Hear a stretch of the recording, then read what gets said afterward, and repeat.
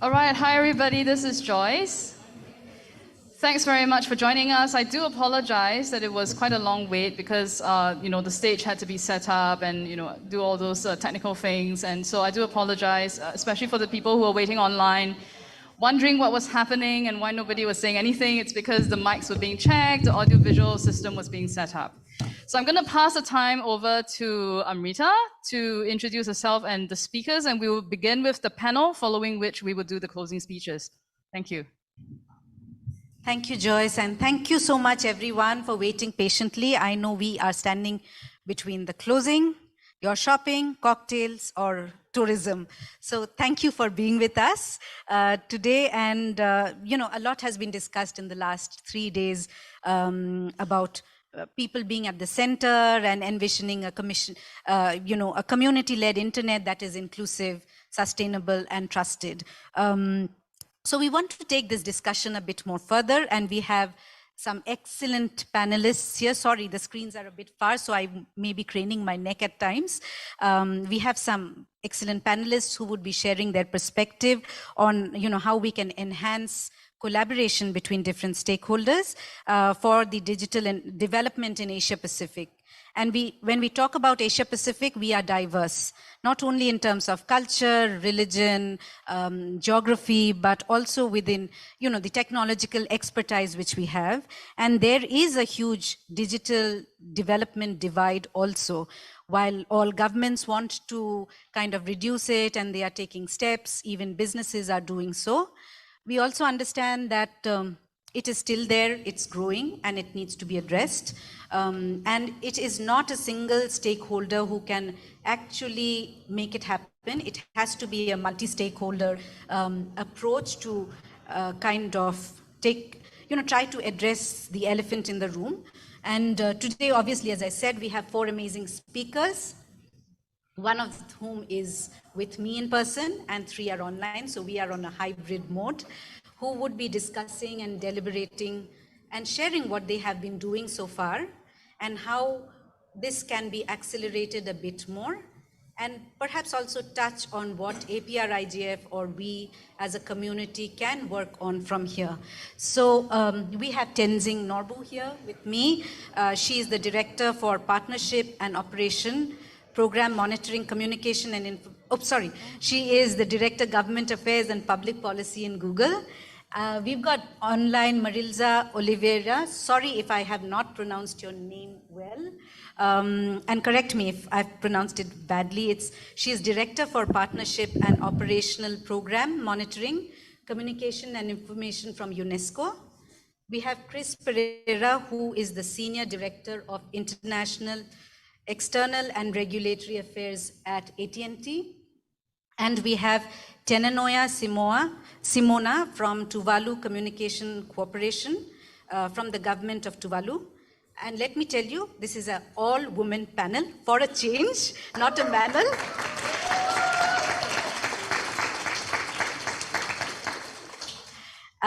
So I will begin with my questions, and we have 4 minutes for each of the panelists. And I will begin with Tenzin here, as in if you can share what you have been doing or your organization for digital development in the region by adopting a collaborative approach. Thank you very much, Amrita, and to my fellow panelists and everybody here. It's a pleasure to be here today, and thank you for having us.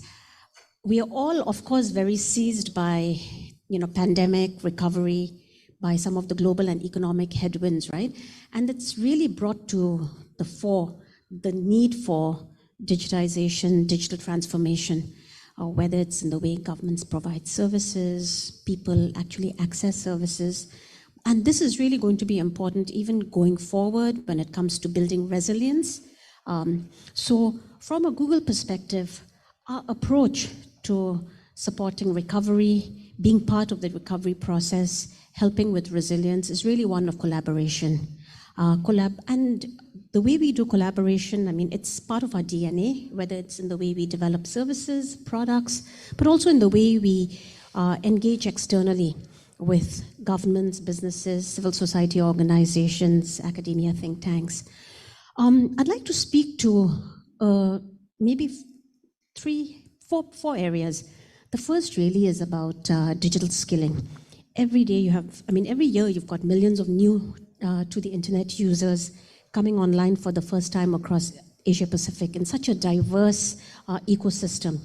And it's really important for us to focus on the right type of skilling so that both businesses as well as individuals can navigate the internet with confidence and securely. So in that spirit, we've since 2010, Google has, not 2010, 2015 actually, we've trained over 58 million people across APAC, including 3 million small and medium enterprises just in the ASEAN region on really going online. So that's one piece on the skilling side, and this has really been done in collaboration with governments as well as with atypical partners like the Asia Foundation, among others. I talked about new to internet users, and we have a program called Be Internet Awesome that focuses on helping kids navigate the internet securely. I hope that many of your, the people in all the various countries you've come from are actually part of this. So whether it's in Bangladesh, Pakistan, the Philippines, Thailand, Vietnam, it's a very active program. Just in Malaysia alone, in Thailand alone, we've trained 1 million students within a year, and we expect that this will grow exponentially. Skills for the future is another focus area, just because we know how quickly things are evolving. So we have launched the Google Career Certification that really provides a pathway into jobs for the future. And this is something that can be done online or offline as well as, really help people with the right skills that the market needs, whether it's in AI and machine learning, data analytics, or just digital marketing. Let me speak to the second theme, right? And this is really about innovation and cybersecurity. This is an ecosystem-wide challenge for everybody, whether it's government, businesses, just users on a day-to-day basis. And so we've put significant investments into cybersecurity. For example, two-factor authentication was just one of them that Google had made investments in, and it's become like the industry norm, right? But no company's actions can actually solve for cyber insecurity. So this really needs continued collaboration between governments, CSOs, companies, and such. So I hope that, we can continue to make progress. I'll look at a third piece and do it very quickly, and this is really around investments in infrastructure. Google makes significant investments in infrastructure, and just across Asia Pacific in the last, maybe between 2010 and 2019, we've made over $2 billion of investments in infrastructure to help telcos and ISPs really reduce their costs of service delivery and make it a better user experience for the end user of all types of internet services. And I think this has huge economic impact, and we'll continue to do this. And whether it's in the form of establishing more points of presence in places where we can't have data centers and cloud regions, or whether it's really supporting a small ISP somewhere to have more caching facilities. And with this, when you think about the first three topics that I spoke on, skilling, cybersecurity, as well as investments in infrastructure, I think from a collaborative perspective, it's really important for us to collaborate to ensure that the future of the internet is open and interoperable. And I think this is where, while we see, we can't have different rules across various different countries. While we've seen certain developments from the EU, at the end of the day, the EU functions as a bloc. Whereas APAC, like Amrita said, is so diverse, and having countries make rules that are very different from each other is really going to splinter the internet. And therefore, I hope that we can collaborate with each other to ensure that the rules of the road going forward allow for an open, secure, and interoperable internet. Thanks. Thank you, Tenzin. Important lessons which Google has been doing in terms of capacity building, cybersecurity, building the infrastructure to reduce the digital divide, etc. So I will move to Marielza now. Marielza, could you share something about what UNESCO has been doing for the digital transformation in the region? Thank you very much, Amrita. And let me just say that it's really a very important discussion that you held today. Because we certainly know that the transformative impact of everything digital is being felt by everyone around the world. It's improving our lives, and much of it is actually due because the internet has really expanded access to information and knowledge to everyone. Just an example, 782 million people came online since the onset of the pandemic, and it really made the internet a lifeline for everyone, like a Google colleague has already mentioned. And whether or not we are connected to the internet, we all benefit from the global knowledge society that we now live in. But the problem is that digitalization is not really benefiting everyone equally. Two main digital divides exist that still prevent people, small businesses, poorer remote communities, and others from accessing knowledge and information, and thus deriving the benefits that are afforded by digital knowledge societies. And the first divide is that we have weak human-centered internet access, which for UNESCO goes beyond the issues of internet connectivity and affordability of devices, data packages, and so on, to really cover the fact that many barriers still exist to users being able to actually access information, such as too few languages online, lack of online accessibility for persons with disabilities, and other such barriers. A second divide originates from the unequal capacities to create socioeconomic value from digital technologies and digital data in a way that is responsible, it's ethical, and it's safe for everyone involved. So for us, who believe that we all benefit if everyone has full access to information resources and is empowered to play an active role in generation and exchange of knowledge, we really work to address these divides, to close the gaps that exist between those that are underconnected and those that are fully digitalized, to keep them from widening, from exacerbating the existing inequalities that come to face, that we had to face during the pandemic. But we also work to mitigate the risks that are brought about by internet platforms, such as erosion of freedom of expression, the right to privacy, biased algorithm-driven decision models that sometimes exclude or penalize vulnerable groups, increasingly exposed to cybersecurity risks, including disinformation, for example. So for us, we share with the Asia Pacific Regional IGF the objective of really working together to place people's empowerment and well-being at the center of how the internet evolves. To increase the diversity of voices online and multi-stakeholder participation in the governance of the internet, and to bring together communities in that. So for us, we facilitate international cooperation to shape a human-centered technological future. We work on various fronts in that to eliminate these digital divides. For example, we are co-founders of the UN Broadband Commission for Sustainable Development, where we advocate for inclusive infrastructure development to close existing gaps, rural, urban, gender, and others, particularly those that exist in Asia Pacific region.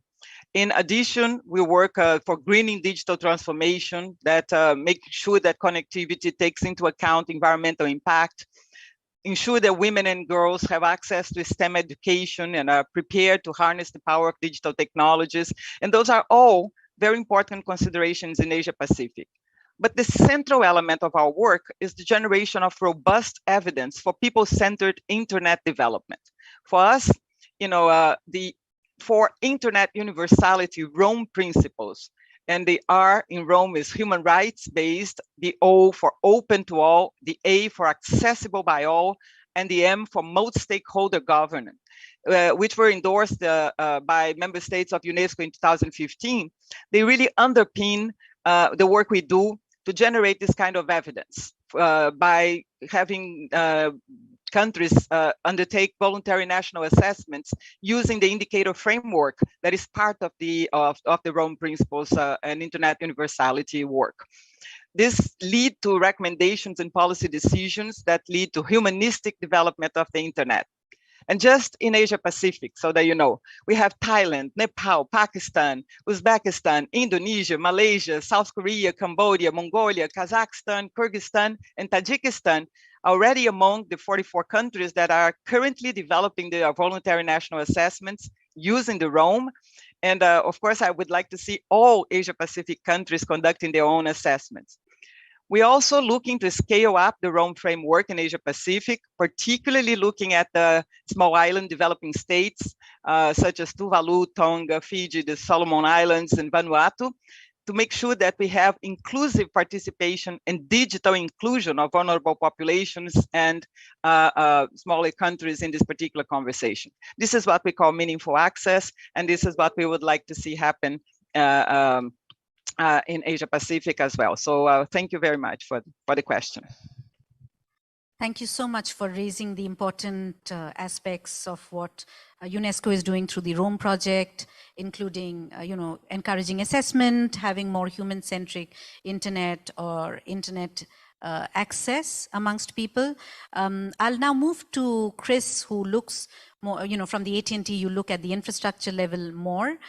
So Chris, can you share what you or your organization has been doing in terms of the digital transformation through cooperation within the APAC region?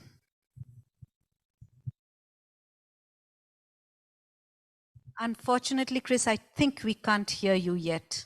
Oops, I was on mute.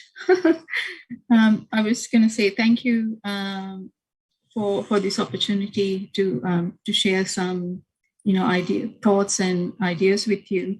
And I also want to first thank Anju Mango, who invited me to this event, because we were at a panel.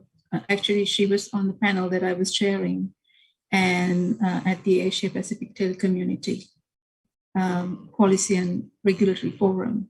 So it's just also shows that the collaboration that we all can have, and that's really good. So in terms of the question, I think when we think about digital development, there's three areas that I want to quickly touch upon. The first one is access and affordability, which kind of comes down to infrastructure and how people can access digital content and be connected. So AT&T has, I guess a lot of people may be not aware that we have the world's largest telecommunications network, covering about 230 countries and economies. So it's covered by fiber, subsea cables, satellite, and mobile wireless coverage as well. So providing connectivity to all areas in a country or an economy is not an easy task. And so it's important to look at different technologies to provide the last mile to reach underserved communities or difficult to reach geographic locations. So one of the key things that I wanted to mention is the Universal Services Fund. This is not about saying that you should have a fund, but it's to say that if you do have a Universal Services Fund, it's important to use that to support the carriers to provide services to hard to reach and unviable or very high cost areas. So in the region, we actually contribute to a number of countries' Universal Service Funds. Examples are Thailand, Indonesia, Malaysia, and others. So, but in the US, for an example, there's the Connect Americas Fund, which is a good example of how the US Universal Services Fund has been utilized to support the carriers to reach high-cost areas. And in New Zealand, the Rural Broadband Initiative is also a great example of how the Universal Services Fund has been utilized. I happen to be the principal wireless advisor for the New Zealand government at that time. So it was a great, I feel quite fortunate to be able to be part of that when it was set up. So it's definitely something the region can look at when thinking about infrastructure and connecting unconnected. The second area, and when it comes to affordability, I guess if you use different technologies that are more easier to deploy, the cost comes down. And in the US, the government has another program which is called Lifeline, where the government provides subsidies for low-income households to be able to pay their mobile and broadband bills, something that we can think of. In terms of adoption and digital skills, we have partnered with a number of organizations and NGOs in the region. So for an example, in Singapore, we partnered with Give to Get and Care Singapore to assemble MBOTs, the mobile robots, to facilitate STEM education especially during COVID, when school children were not able to go into school.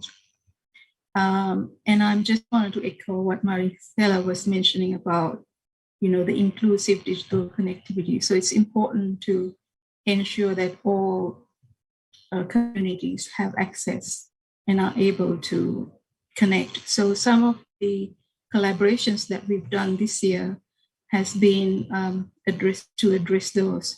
So for an example, we've partnered with the Asia Foundation on a program to empower women entrepreneurs who has small and medium enterprises with digital literacy. So it's 6,000 female entrepreneurs in Malaysia and Indonesia. Another area that we partnered with is in Hong Kong with Junior Achievement. It's to help with career prospects and job shadowing, workplace immersion programs for high school kids. Another area is in Malaysia, partnering with MODERATOR. It's an NGO to design digital posters to raise awareness on autism and how can they become more connected and have the opportunities to connect. There's a new program that would be run from the late this year to next year called Connect Her. There is also a partnership we have with the Asia Foundation, is to create network of networks for initiative for younger female employees who are from the STEM areas. And the countries most of those mentees would come from include Malaysia, Singapore, Philippines, Cambodia, and Japan. And it's called Connect Her. So we will be providing mentoring and digital literacy tools for those young female employees of it's not from various different companies and organizations. And sorry, would I be able to stop you now because I need to go to the next speaker? Sure, Right, sorry, because no we have problem. a participant. Yeah, thank you. Yes. So I'll come to Tenanoia, and you come from a small island, and from the government perspective, what kind of collaborations, are you doing in terms of helping the island transform digitally? And if you could restrict it to 4 minutes, that would be great. Thank you. All right, testing, can everybody hear me? Yes, we can. Okay. Thank you, Amrita, for the question, and Talofa, and warm Pacific greetings from Tuvalu. It is an honor to be invited to speak in this very important event. And I believe participants and speakers enjoy their time on site and, of course, online, engaging in valuable discussion around various topics related to internet governance. While we talk about digital technologies, in fact, it is opening a new chapter of economic development, creating a lot of new opportunities, such as helping us, our small island economies, survive in the new normal with COVID-19. So before I jump in the question, let me just first share with you a brief understanding and reality of our context as a small island nation. Well, the company that I work with is a state-owned enterprise, and the government of Tuvalu is the main shareholder. So Tuvalu consists of very small islands scattered all over the ocean with a total land area of 26 square kilometers. And it's very small, with small population living on each remote island. So the deployment of telecommunication and ICT infrastructures is always a challenge, because it is not a cost-wise investment for a small island nation, difficult to sustain those services because it's a costly operation, let alone transportation of heavy machineries and equipments to these remote islands by small passenger boats. That's the reality. And I believe other small island nations are also facing these same challenges. As a small Pacific nation, we usually envision the building of a safe, secure, and resilient telecommunication and ICT ecosystem around the remote islands, and we seek for better emerging technology solutions that are suitable to our context, meaning instead of deploying mobile networks in each and every island, we can basically leverage emerging technologies such as mobile base station in orbit that can reach everyone in Tuvalu, including its exclusive economic zone, without deploying on-site mobile base station in each and every remote islands, which of course a costly investment for a small island nation like us. So when we talk about collaborative approach, we are a small island nation and we are vulnerable to climate change. And at the political level, they talk about climate change at all levels, national, regional, and international. However, our leaders in the region do not often come together to share initiatives, challenges, and achievement in this domain. And therefore, we pushed for the involvement of our leaders, not only at the regional level, but at the international level. So at the lower level, when we look at multi-stakeholder, at the lower level, multi-stakeholder collaboration approach is key to digital development in this region. And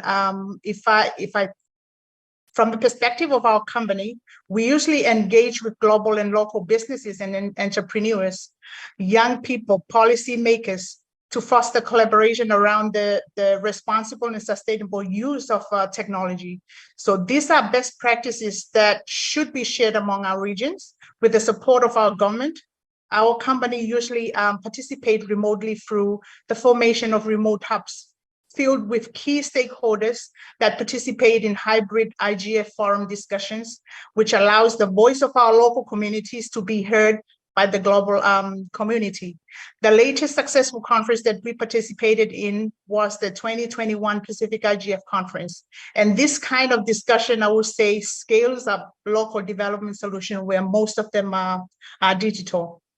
Yeah, I think I kept myself in 4 minutes. Thank you, Amrita. Thank you so much. And thank you for keeping to the time. And it's very relevant. You know, you've raised very pertinent points and highlighted how diverse Asia Pacific is. The challenges of Tuvalu is completely different from the challenges of Nepal in terms of connectivity, and emerging technologies are something which can play a key role.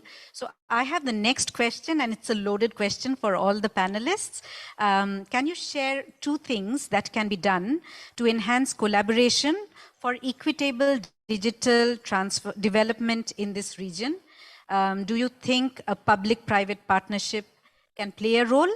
And how do you envisage the role of civil society in this? So I would reverse my order. I would start with Tenanoia first and end with Tenzin, and 3 minutes each. Okay, thank you, Amrita. Okay, I will kickstart. Well, the pandemic accelerated a massive global digital transformation that touches every part of our lives. And it also widened the gap between people who have access to digital technologies and those who don't, fostering stark inequalities across different sectors, such as education, health, and job opportunities in our region. So we are in the era of digital disruption, and if we get it right, of course, it presents a generational opportunity to close the digital divide, and also at the same time help level the playing field for us in this region. So therefore, I believe that is in this region, we require close partnership between key stakeholders, and in fact, to create a technology ecosystem with equitable access to opportunities, particularly for underserved communities around the region. And I also would like to take this opportunity that I would also like to echo the UN Secretary General's roadmap for digital cooperation and the framework presented in the Our Common Agenda report. The strategy complements the UN's global effort to expand access to affordable broadband and enhance the digital capacity of key groups, including in most particular women and people with disability, which of course create this new opportunity like jobs, while at the same time boosting human development. So access to technology is no longer an option. It's a critical piece of technology to improving the lives of millions of people, and especially those at the remote areas. When we talk about public-private partnership, which is PPPs, it can improve digitalization of the economy through effective collaboration combined with innovative efforts from the private sector, and of course, forward-thinking policies from government. Of course, support from academia and encouragement from civil society actors and organizations. In my opinion, the application of PPP will depend entirely on what type of PPP model to apply. So in the context of Tuvalu, in this sector of telco and ICT, we can select a model that is most suitable to our context. Either we go with build, operate, and transfer, where government hands over all construction and operation to a private party for a set number of years.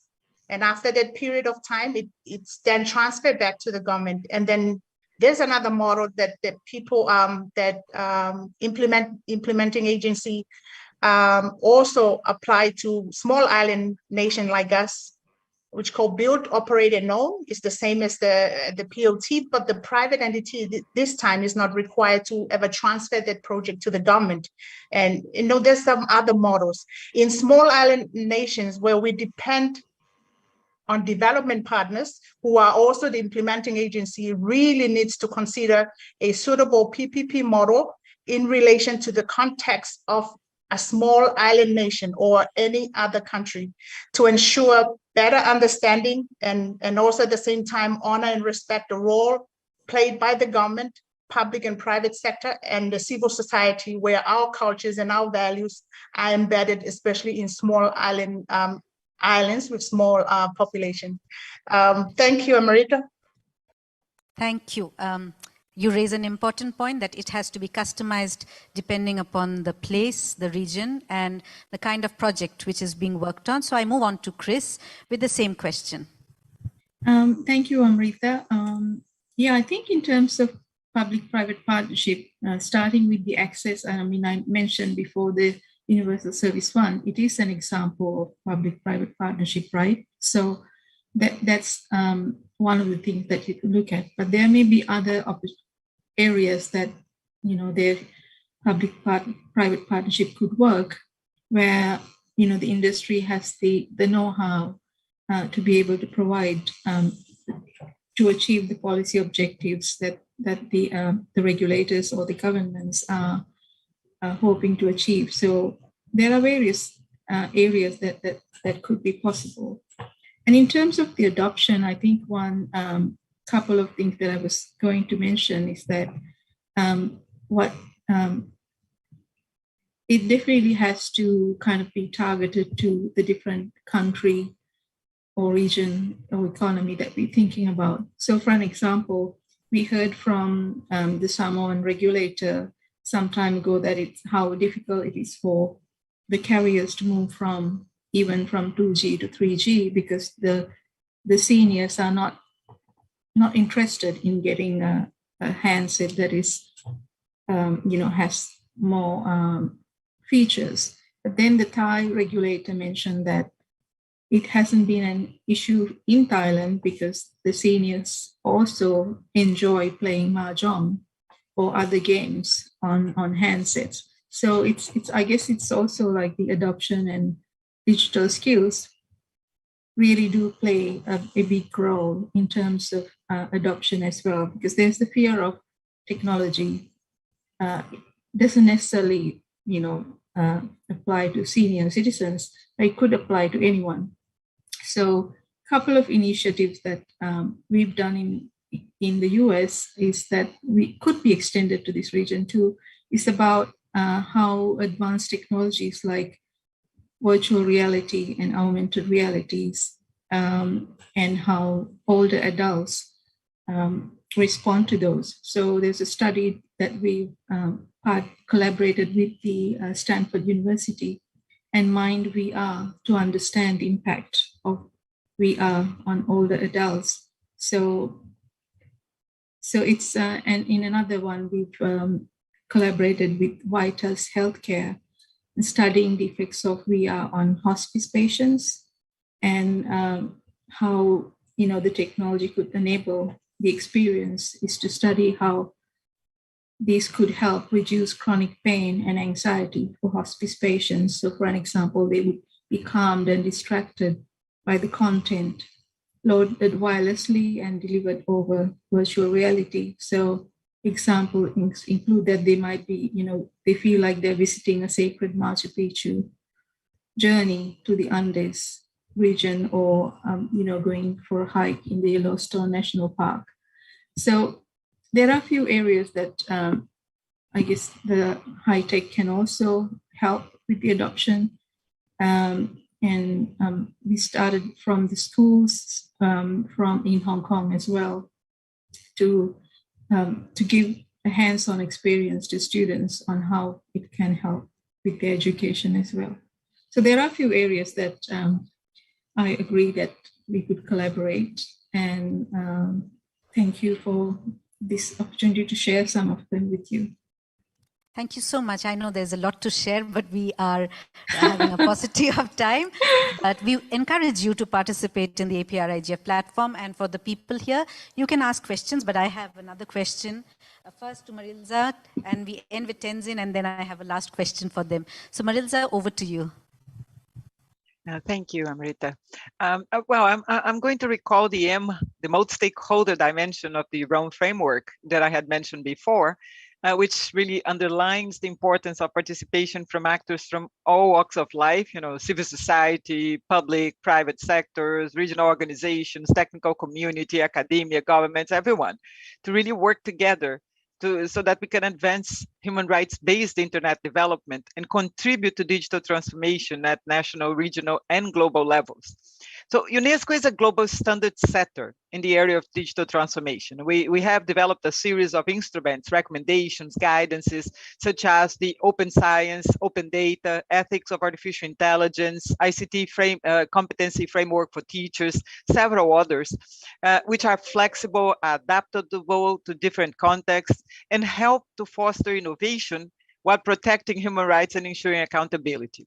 And these global standards and guidance, they contribute to facilitating collaboration and decisions that are related to the development and use of and governance of all systems, interoperable, global scale technologies and platforms by actors in all parts of life, you know, in all different types of actors.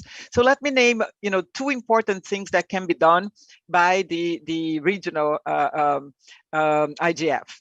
First, we need more voices from civil society and private sector from Asia Pacific region that can contribute to the development of new UNESCO global standards and guidance, and to the adaptation and implementation of existing ones in the region. So of course, you know, our Asia Pacific member states already contribute greatly, but we certainly need a multi-stakeholder diverse group of voices to join this kind of effort. Now, for example, we really welcome civil society, private sector to advocate for and to contribute their ideas, you know, their technical support and so on to voluntary Rome assessments in more Asia Pacific countries. Also, in the 21st to 23rd February next year, 2023, we'll be holding a regulatory conference on internet platform. So one of the things that we could do together, joint efforts, you know, public-private partnership for a regional consultation on what are the critical elements that regulating platforms for, you know, information for democracy could be done. You know, what should be part of this framework. UNESCO is also a very big believer in building and fostering networks. So, you know, we certainly want to make sure that all countries advance faster. And, you know, in relation to development, use and governance of digital technologies, specifically the internet, we certainly agree that this is done by engaging in international cooperation, to exchanging ideas, to learning from the mistakes and best practices from everyone. So a second suggestion is that Asia Pacific Regional IGF strengthens further its community in the region and its exchanges with other regions. So I would like to extend an invitation to all members of the AP Regional IGF community and its stakeholders to join the IGF Dynamic Coalition on Internet Universality. The Dynamic Coalition has brought together a large multi-stakeholder group of partners from all 5 continents. We work together to promote the Rome framework worldwide and to support each other in the application and implementation, kind of a peer-to-peer basis. And the Asia Pacific is particularly subrepresented in this dynamic coalition, even though it has a large number of voluntary assessments coming through. So it's really important that we reach this network with Asia Pacific voices and perspectives. So and of course, we want to contribute to our common agenda formulation of the Global Digital Compact. So participation from Asia Pacific in consultations regarding these principles, is what will really help us to come together on policies that connect people to the internet, that avoid internet fragmentation, that protect data, apply human rights online, and make sure that there are accountability criteria for discrimination, misleading content, and so on. So, thank you for the question. This is really important. Thank you so much for the invitation to Marielza. And I move, as Tenzin said, from T to T. So Tenzin, over to you. Oh, thank you. I think, equitable development is not possible without public-private partnerships. And for digital development in particular, 2 areas that really need focus through public-private partnerships is on digital skilling and on cybersecurity. For a company like Google, every product, and service is safe, secure by design, private by design, and accessible by design. And this is whether it's for the differently abled people or also to look at the vast variety of people who are actually accessing the services. So Google Translate, the availability of information in the languages that people speak in a locale is where we continue to put our efforts. But if I look at skilling, 3 types. One is university, industry, partnerships. So for example, in Indonesia, the Bangkit project, Google has, and a local industry, the types of Gojek, among others, have come together through a public-private partnership, reached out to 250 different universities and are basically future skilling people in Indonesia, young students, university students in Indonesia, so that once they come out of the university system, they're ready to take a job in the industry. That's one. Singapore, the Skills Initiative that is co-funded by the government of Singapore is one area where a public-private partnership works really, really well. This really looks at building the future pipeline of talent for Singapore, but also helping people who are in mid-careers to be able to pivot so that they are able to do jobs for the future. And the third, whether it's about the really marginalized community, working with CSOs, the Asia Foundation, and their network of CSOs in various countries to support mainly women-led businesses to thrive online. So I think that skilling piece is one where public-private partnerships have worked, and we all need to be doing better in order to achieve more. The second piece is on cybersecurity.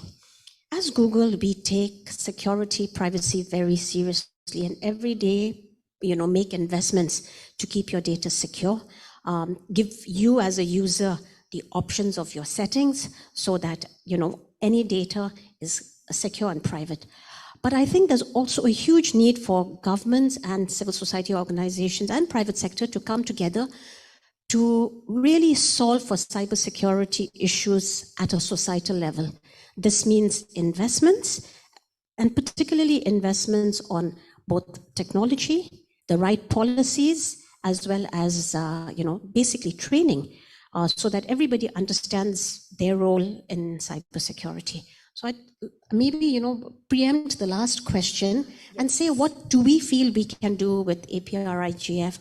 I think this is a fantastic multi-stakeholder platform, and we need to be able to continue leveraging all of us as partners, as equals, to be able to, really work on whether it's policies, on sharing lessons of experience both within and outside of APAC on equitable digital development.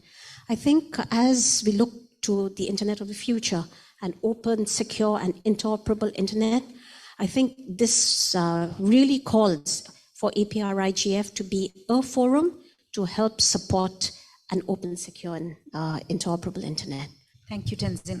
I think you raise valid points that we want the internet to be open, interoperable, trusted, and we need to encourage the multi-stakeholder platform, and APrIGF could be a platform, and we invite all stakeholders to be here. And the other part is just for the speakers to know and people who do not know, we have something called as the synthesis document, wherein whatever discussions are taking place now, we have the gist of it there, and it is open for people to comment on. You know, any stakeholder can comment because we come up with it and we circulate it to everyone, and even policymakers. And this is something which perhaps even all of you can look at.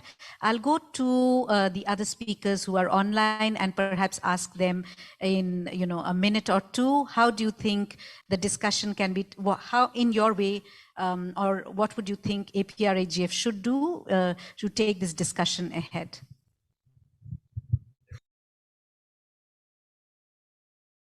Marielza, would you like to start first? Yeah, I'll jump in then. Thank you, Amrita.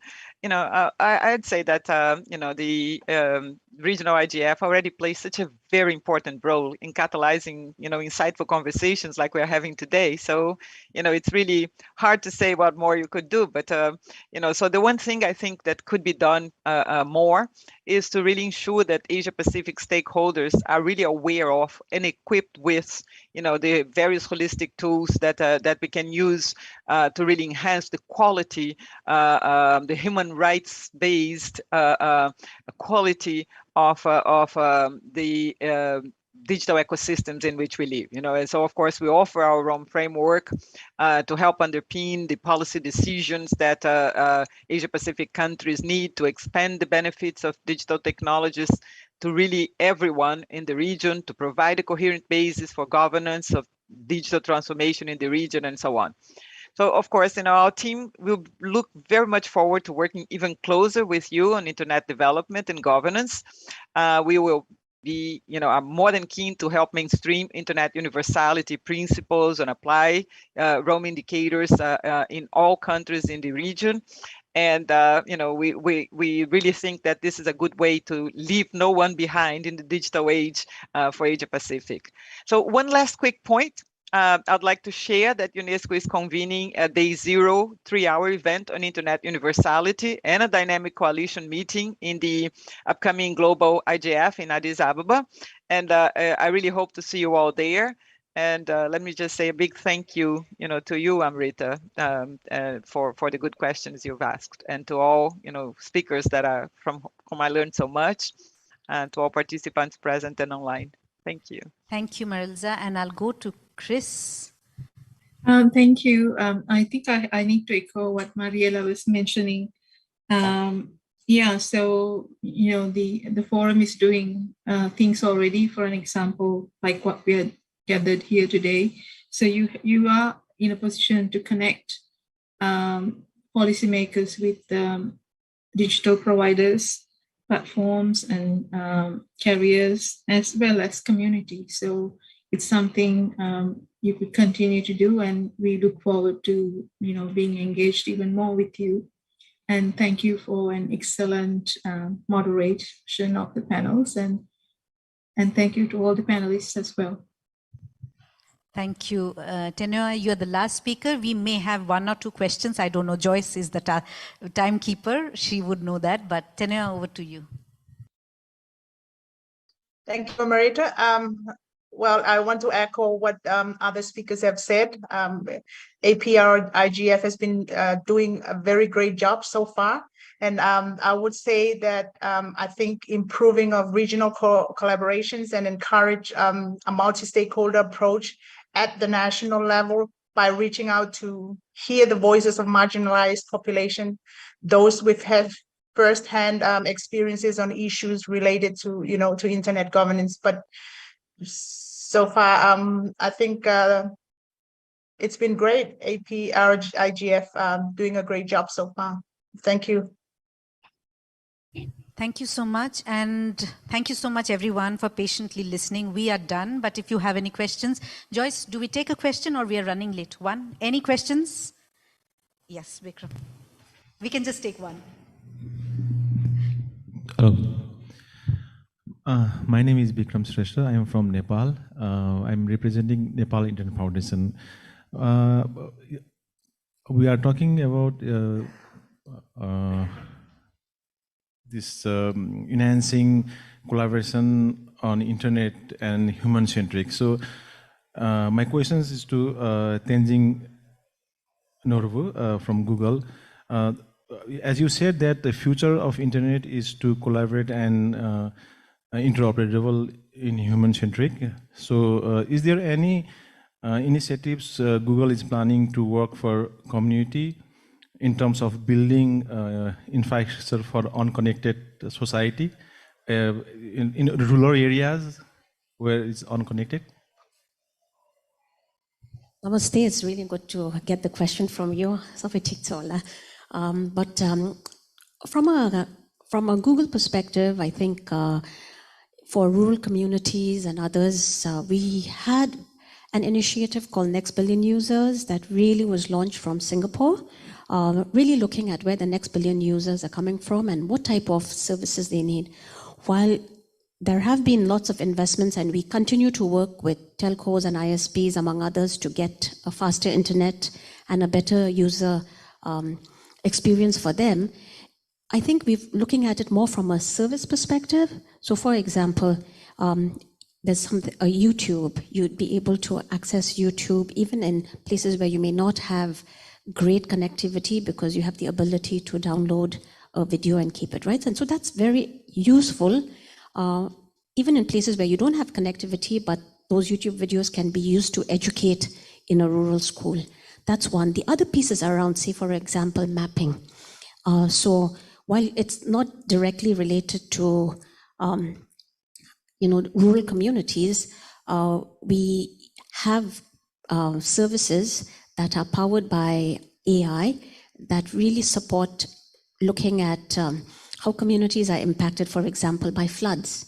How can people living in a river basin get early information through Android alerts? You'd be happy to know that even for Nepal, people there can get Android alerts in the event of an earthquake. So, we look at human-centric type of design as well as equitable access through these lenses and not necessarily just from a connectivity perspective.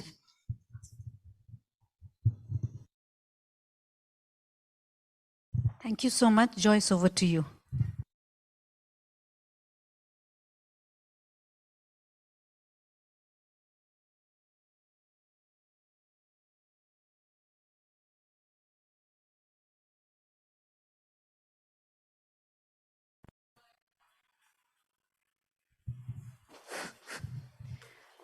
Hi everyone, Joyce here again. What a great panel. Another round of applause. Come on, with more energy.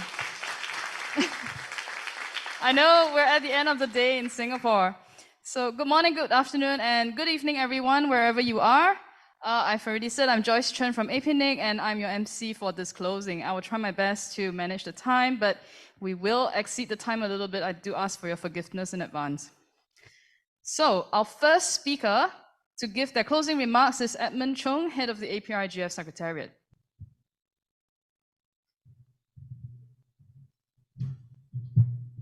Thank you, Joyce, and I will use this podium.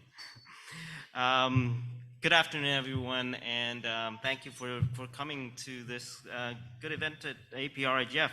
As we draw to a close here, really at APrIGF 2022, actually APNIC 54 continues through tomorrow. And earlier, APSIG was completed along with the Youth IGF. The YIGF has actually been really a staple component of APrIGF since its first since the first APrIGF 13 years ago.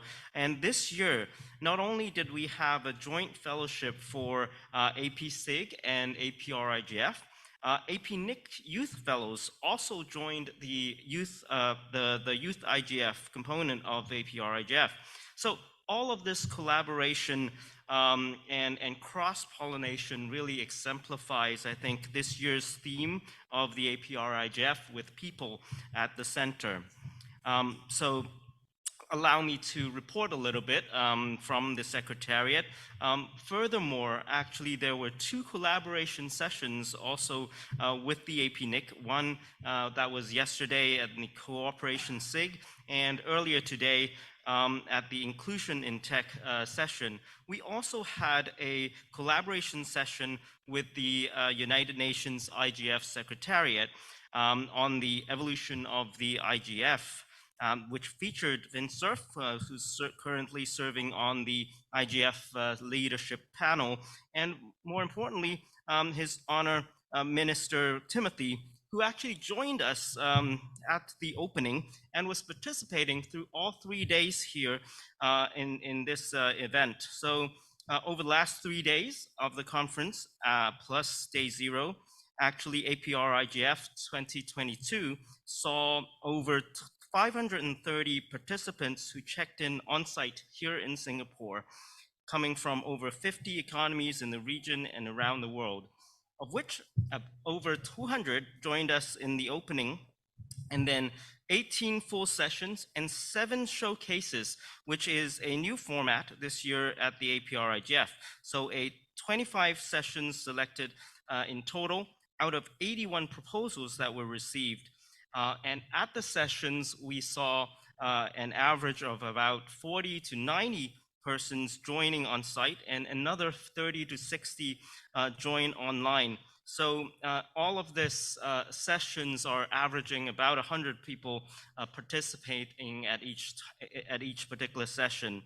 And this features also over 80 online on-site speakers and over 40 online speakers. We currently actually have here over 100 with us and another 40 online with us. And on top of that, we have 4 hub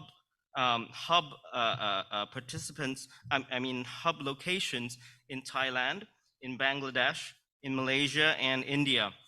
Even the YIGF this year has featured a hub city participation from Taipei. So all of this, I think, is about bringing people together.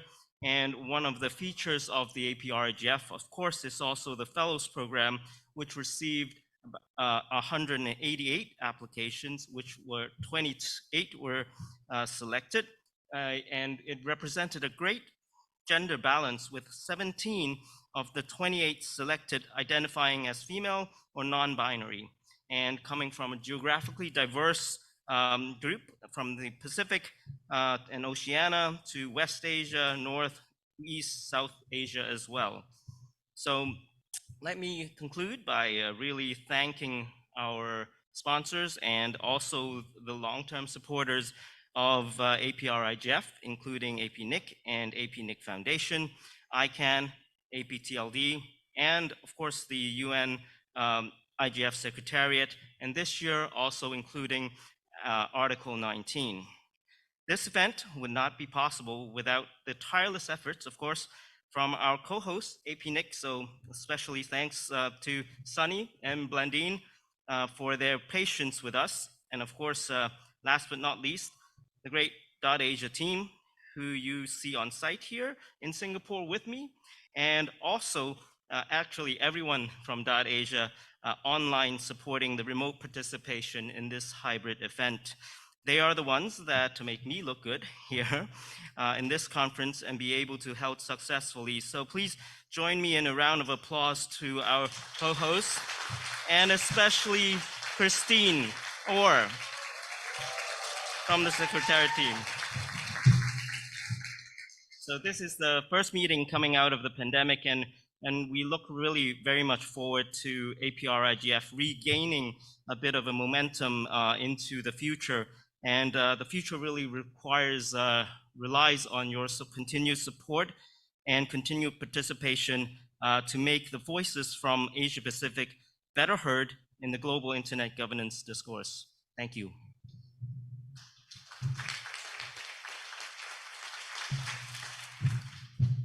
Thanks very much, Edmon. Can you still see me? It's okay. Short people problems. Next, representing our youth voices, let's welcome YIGF representative Stella Teoh.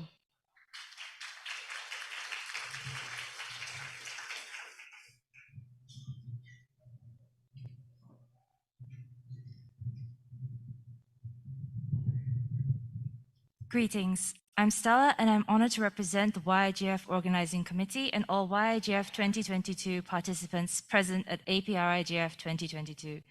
This year, the theme for YIGF 2022 was Youth at Crossroads, trusting in a common future with no one left behind. We chose the word crossroads because youth signifies a transition stage in life. We are deciding whether or not we want to continue on this journey, and on a bleaker note, whether or not the next step is worth taking. Will our input be acknowledged, our ideas valued, and our voices heard? Should we even continue to participate or organize events at our current level? Questions like these are not only for youth. They may echo sentiments of others, for example, people with disabilities, and the feelings of being unwelcome, unempathized with, or unappreciated are all situations we don't want to find ourselves stuck in. However, let me share the input from our youth based on their youth policy statement and discussions. Our youth YIGF participants believe that youth are coming into their identities both online and offline. We value and acknowledge the need for capacity building and encouragement of youth participation, and they wish to highlight that digital literacy is the soil for cultivation of digital citizenship. Coming from different backgrounds and cultures, the APAC Youth Leaders Dialogue highlighted several barriers to participation, including challenges of language proficiency, lack of mentorship, and sustainability of youth engagement.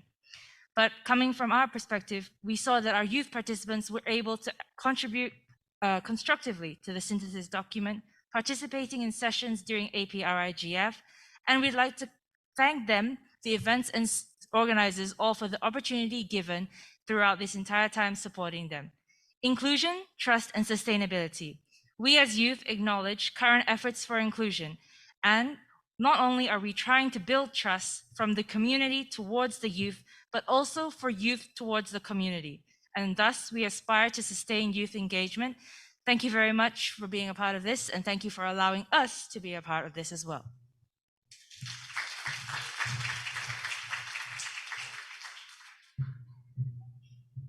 Thanks very much, Stella. Next, please join me to welcome our co-host representative, Paul Wilson from APNIC.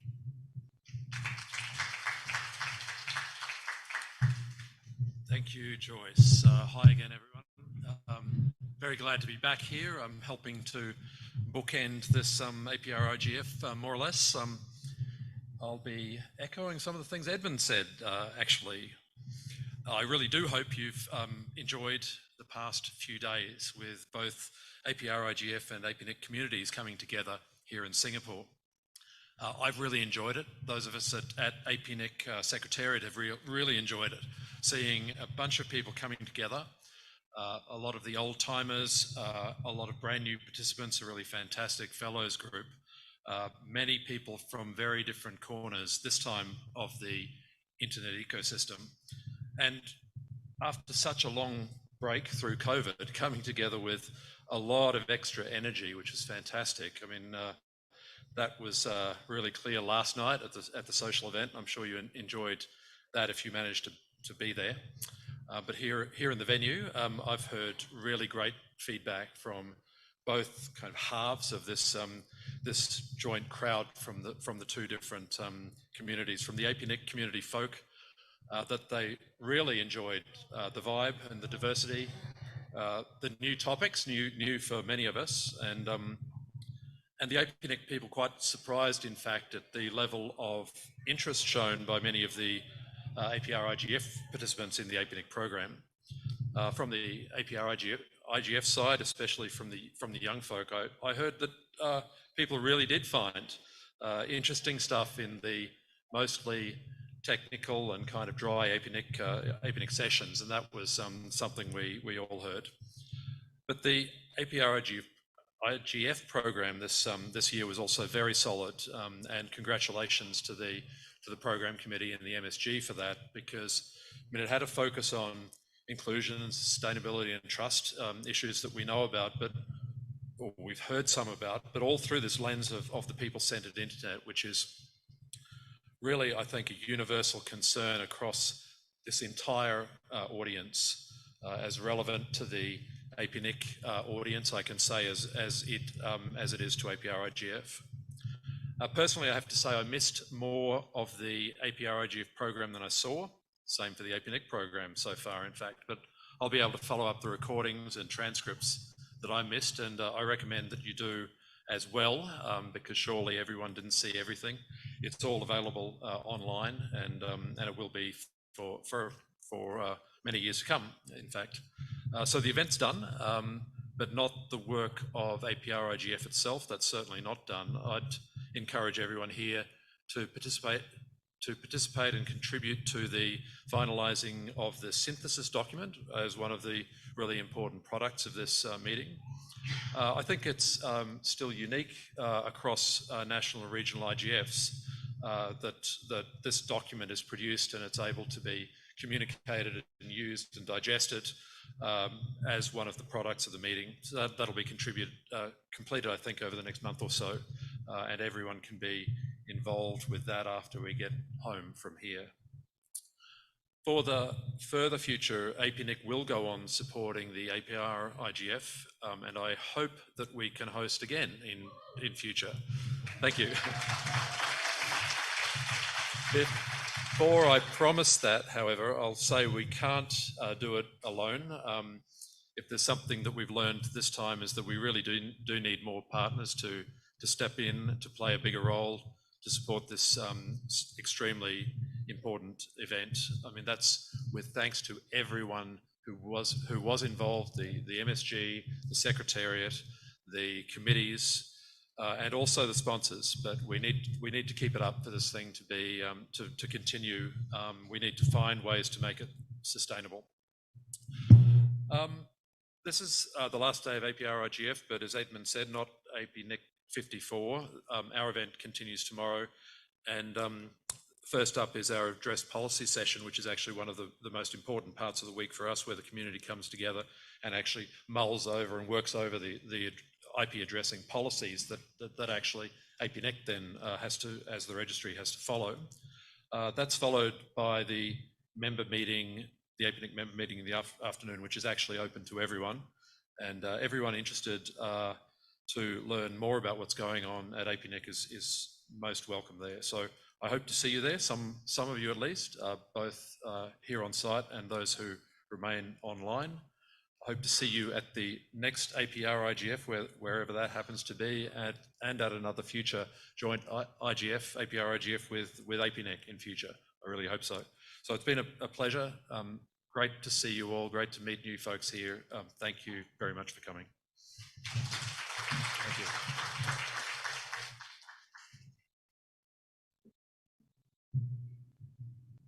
Thanks, Paul, for sharing the good news to all of us. And as a community, please hold us accountable as well as our partners accountable to this. So we have with us today two special guests dialing in to speak with us. First, we have Paul Mitchell, who is the IGF MEC chair. Paul, are you still with us? It's very late for you. Thank you for joining us. Actually, it's very early. Oh. Here in Seattle, it's just about 3 a.m. Oh, yes. My goodness. Thank you so much for being so patient and for staying up late with us. Please go ahead. Well, thank you. It's really a pleasure to join. It's been a remarkable experience digging in a little bit.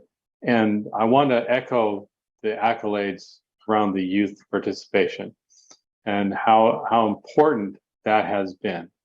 You know, with the IGF itself, the global IGF, over its past history, for a variety of reasons, it's struggled to hear from communities of several countries, including lots of countries in AP. And thankfully, to the efforts of the youth this year, we have direct multi-stakeholder input coming from countries like Myanmar and Malaysia, Vietnam, and these bring new insights and new opportunities for establishing common goals and common understandings. And I want to be careful to thank all of the participants in these efforts, because they really are critically important, especially at this time. It's a very interesting time in the land of internet governance, with so many collaborative and also conflicting policy discussions going on around internet governance topics. So I want to thank all the participants in the efforts. I hope you are aware that you're not just working to improve the situation in the local community, but for the entire world.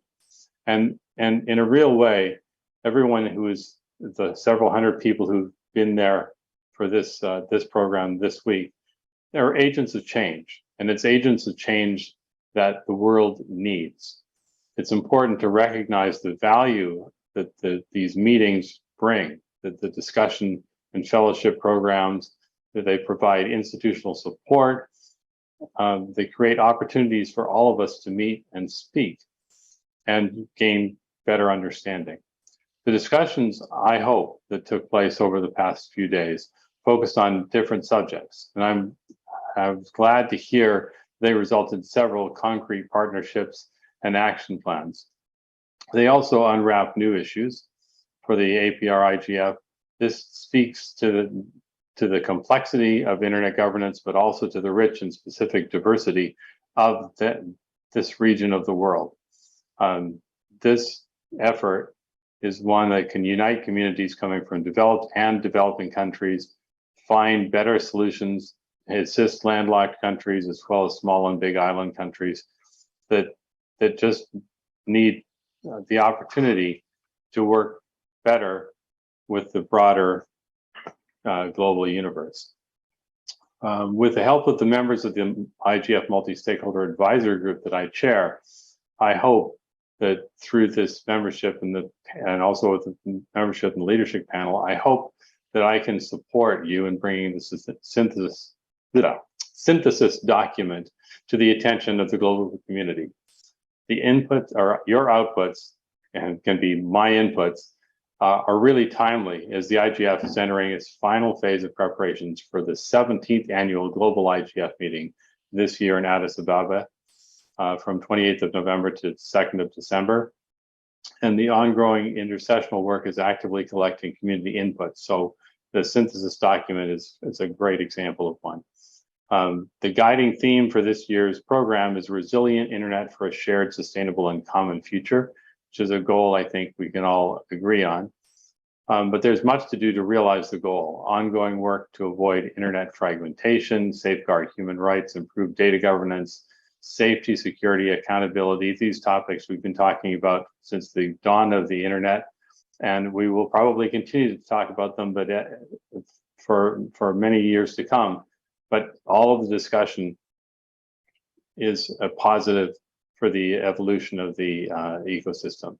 So the work produced through the best practice forums on cybersecurity and gender and digital rights are just some of the examples of real tangible outputs.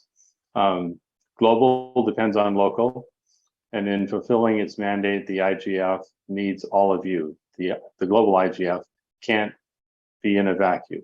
It needs to participate and interact with the regionals. There are now 155 regional IGFs, including APrIGF. They're gathered around the world. They work together within the same framework with high principles. It gives us hope and confidence that the future is bright. So I really want to thank you for the work done this week. I want to encourage you to participate in December. And in closing, I want to again recognize the important work that's been done and acknowledge that by continuing to work together, we will also have much to report to the WSIS 20 review process in 2025, when the IGF's future will be assessed and discussed. Thank you for inviting me. Thanks for all the work that you do. And I look forward to seeing you at the upcoming 17th IGF. Thank you. Thanks very much, Paul. Thanks for joining us at this late hour, and perhaps the first time in APrIGF history, we have two Pauls speaking back to back. Our next online speaker is Yoichi Ida from the Ministry of Internal Affairs and Communication in Japan, who is here to tell us more about IGF 2023 in Japan. Ida-san, are you there?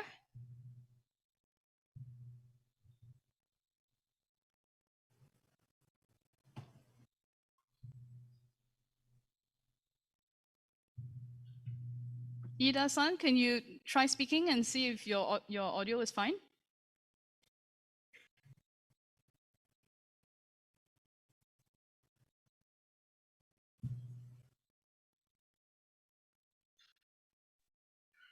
I'm sorry, I have some technical issue, but We can hear you now. okay, and I Thank hope you. you can see me too.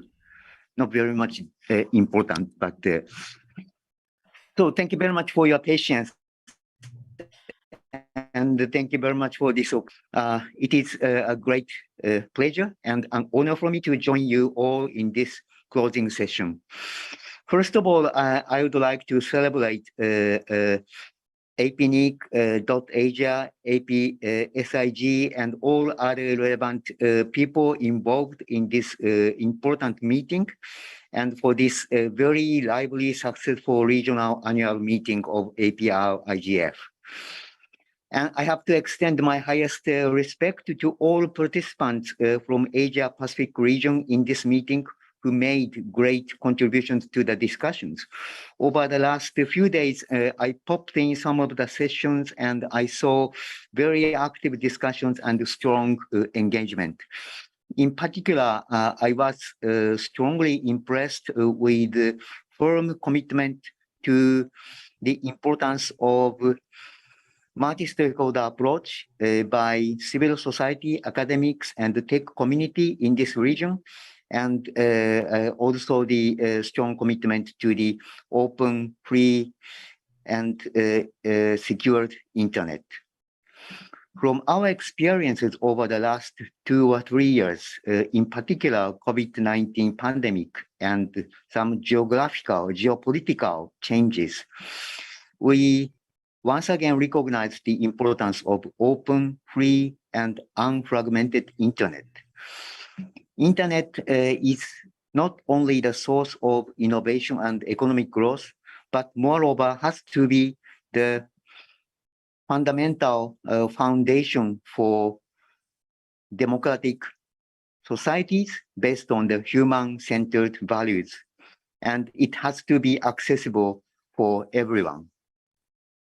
In order to enable all people to access internet without concern, the internet has to be secure and trustworthy, and we have to fight against disinformation, fake news, propaganda, and all kinds of illegal and harmful content.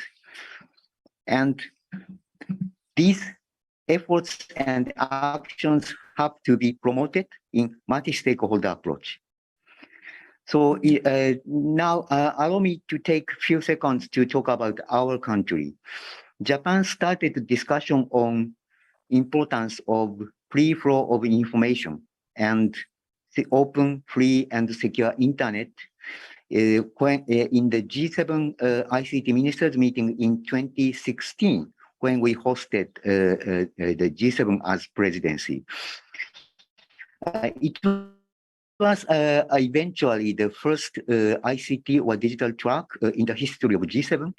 And we also launched an initiative of data free flow with trust when we hosted G20 in 2019. The DFFT is a concept to emphasize the importance of enabling and secure environment in promoting free flow of data across borders. And at the same time, we of course understand the importance of open and free secured internet as the foundation of data flow. And we understand the discussion over these concepts have to be promoted in multi-stakeholder approach, in addition to the governmental discussions such as G7 or G20. So building upon the discussions over the last several years, hosting IGF 2023 in Japan is a kind of our ultimate purpose and utmost opportunity. So we are strongly hoping to discuss these important issues with the colleagues and friends from Asia Pacific region. I found some comments in the sessions drawing my attention. Some speaker said, in the Asia Pacific IGF, there are few participants from government community.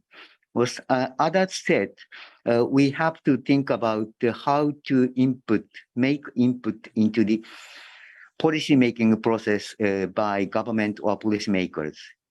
And some others said there are two different processes with multi-stakeholder approach and multilateralism, and we have to think about how to live with both.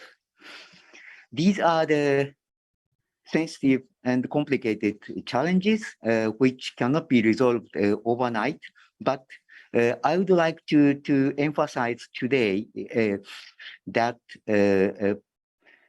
we government are always talking about the importance of multi-stakeholder approach in governmental policy forums such as G7 and G20, and we are always trying to approach other communities on how to make the policy making better.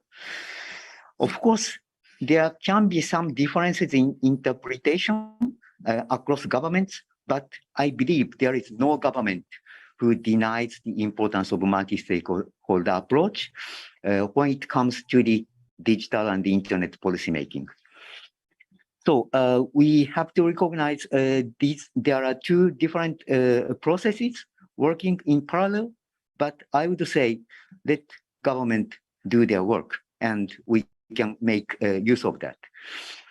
There are, I believe there are ways to make those two different processes interact and synergize effectively and practically to create inclusive discussion and to produce actionable outcomes. So I'm strongly hoping we can work together, all together, especially from with the colleagues from the Asia Pacific region. So we are now looking forward to the next year. We accepted the mission from UN team, Chengetai and Anya and others in Tokyo last week to check all the candidate venues, and we hope the venues and the dates of the IGF in Japan in 2023 will be decided within a month, and we hope we can make an announcement at some point. So thank you very much for your attention, and once again, congratulations to the great success of the APR IGF this year, and I hope we will see each other hopefully in Ethiopia this year, and also certainly in Japan next year. Thank you very much. Thank you very much, Ida-san, and we certainly look forward to participating in IGF, bringing it to Asia Pacific in Japan. I would now like to invite APrIGF MSG Vice Chair Waqas Hassan for his closing remarks.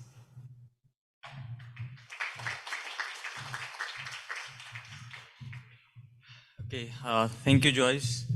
The thing is, if there is one speaker that you really want him to hurry up, it's the last speaker of the conference, and I'm the one today. So, but bear with me with the fact that, I am actually going to be the last speaker, and then you're free to go and see some sights out there. I'd first of all like to thank APNIC, Paul, and the team. Sunny, I see you standing behind there, but thanks for being there. And Blandine, of course, they have been absolute wonderful with us. When we were thinking of how to do this, because there's an APNIC conference, there was an APSIC before that, then there is APrIGF in between. There's a lot of inter-organizational coordination that was required, but with thanks to APNIC that we have been able to do this. So kindly please, a round of applause for the APNIC team here.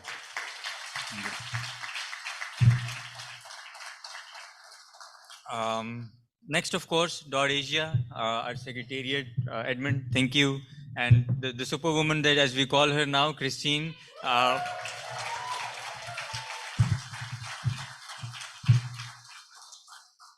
Thank you for being there. Thank you for taking the brunt at times and working with the MSG and with the vice chairs with all your patience and all your hard work. The APSEGEC, of course, we have co-located with you for the first time and it has been a wonderful experience. Satish, thank you, Sagarika and your team. The IGF Secretariat, of course, Sangatai was here, Anya, thank you for taking time out and being with us and showing that the IGF Secretariat is, of course, behind the, well behind and standing behind all of the discussions that happen at the APrIGF, and you truly care about this region, APAC region. Well, all of our MSG members and our committees, program committee, SEC, there is a lot of work behind organizing this conference, which takes place, and none of us gets paid for that, by the way. This is all volunteer effort. So, you know, thanks to all of the MSG members that are out there who have been working so tirelessly all along. For the last 1 year at least, we have been talking and having these meetings, MSG meetings, and straightening out things to have this conference a success in the end. Our sponsors, of course, our speakers for coming out here, taking time out, speaking about and sharing your insights and knowledge with us. The fellows, of course, all of you, I know we've been taking much of your time in a way that, you know, some of the fellows actually came up to us and said, you know, it's a very rich and a heavy program, you know, it's very time intensive, but we promise to probably make it a bit more easier for you next year. Our sign language interpreters actually, Samuel and his team.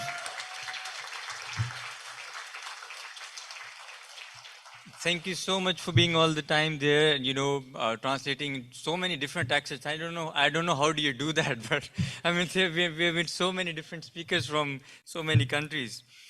And of course, in the end, the 550 or so, I believe, audience that we had at APrIGF, this was all about you.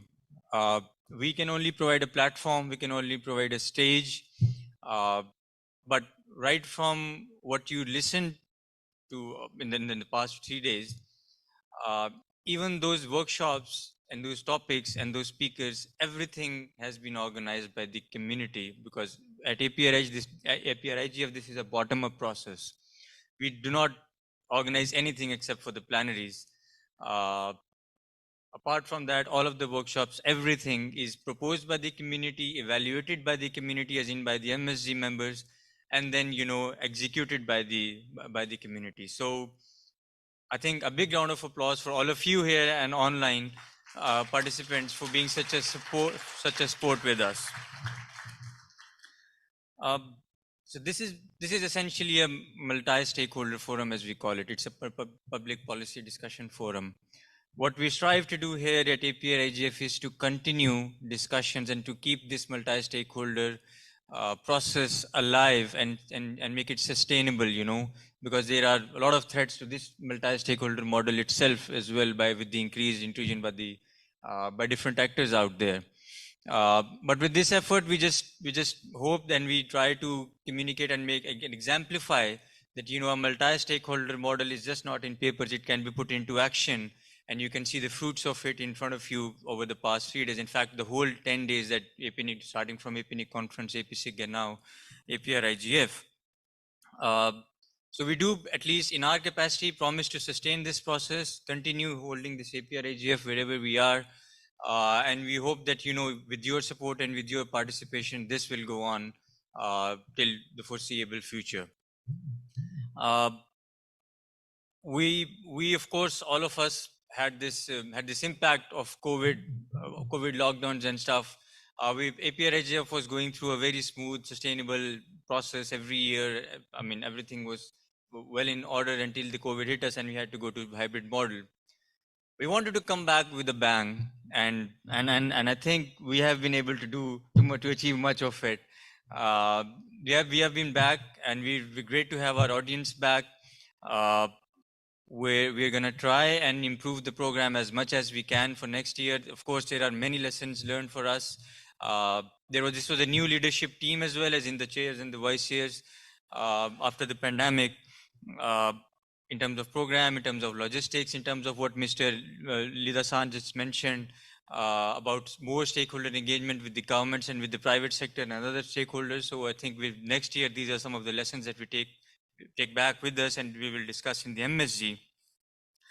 But in my personal opinion, sustainability, there has been a lot of talk about sustainability of APrIGF as well. I mean, who would be the next host, where would we go next year and all. We of course have interest from many of them, and thanks to Paul that coming back to us and saying that, you know, APNIC is still interested for next year. I think the sustainability of APrIGF is not dependent on its financial model. There are always many funders out there and stuff. The sustainability actually depends upon how we keep this process alive and make it fair, inclusive, and open for all. We are still sticking to those principles. If you want to contribute to APrIGF, if you want to come to the other side, to come on the backstage and organize this with us, we don't ask much of you. We only ask for your time. Just send an email to our secretariat and you will be in. That's it, nothing else. We don't ask anything of you. We actually don't give back anything in cash, but we do promise a lot of teamwork, a cross-country teamwork. It's a regional team. We have people from the Pacific right down to to South Asia and Far East. So with that, I won't hold you much again. Just enjoy your time. Have a safe flight back home or to wherever the next destination that you are going. And yes, thanks for reminding me. You know, I'm the last speaker. Well, there have been floods in Pakistan, back in my home country. 1/3 of the country is underwater. If you know of any organizations or if you work in disaster response, please reach out to us and support us as much as you can. So thank you so much. See you next year.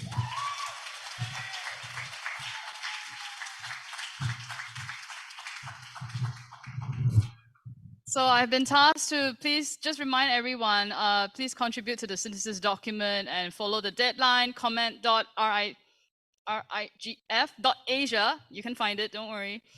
And I'm going to say the sweetest words to you, which is the APrIGF 2022 is officially closed. Thank you.